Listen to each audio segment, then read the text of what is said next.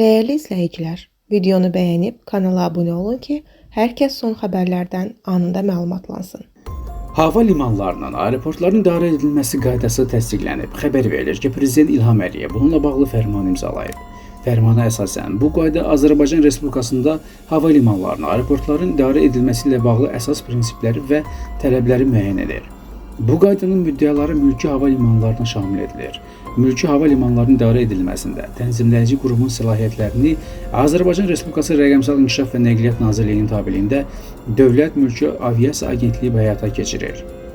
Tənzimləyici qurumun vəzifəsi hava limanlarının və ya aerodromların həmçinin yerüstü xidmət təminatçılarının sertifikatlaşdırılması, uçuşların təhlükəsizliyinin, aviasiya təhlükəsizliyinin, həmçinin hava daşımaları üzrə rəsmiyyətin sadələşdirilməsinin təmin olunması və idarə edilməsi sahələrini tənzimləyən Azərbaycan Respublikasının normativ hüquqi aktlarının beynəlxalq mülki aviasiya haqqında 1944-cü il 7 dekabr tarixli konvensiya və onun əlavələri ilə müəyyən edilmiş Beynəlxalq Mülki Aviasiya Təşkilatının, bundan sonra BMAT beynəlxalq standartlarının və tövsiyə olunan təcrübəsinin, Ümumdünya Gömrük Təşkilatının normalarının və standartlarının tətbiqi məqsədi ilə müvafiq sənədlərin hazırlanması və təsdiqi, hava limanı istismarçılarının fəaliyyətinə nəzarətin və müfəttiş yoxlamalarının təşkili, hava limanlarının idarə edilməsi sahəsində beynəlxalq təcrübənin öyrənilməsi məqsədi ilə xarici dövlətlərin və beynəlxalq təşkilatların aidiyyəti orqanları, qurumları ilə əməkdaşlıq edilməsini, fəaliyyət istiqamətlərinə uyğun olaraq hava limanlarının idarə edilməsi ilə bağlı normativ hüquqi aktların icrasına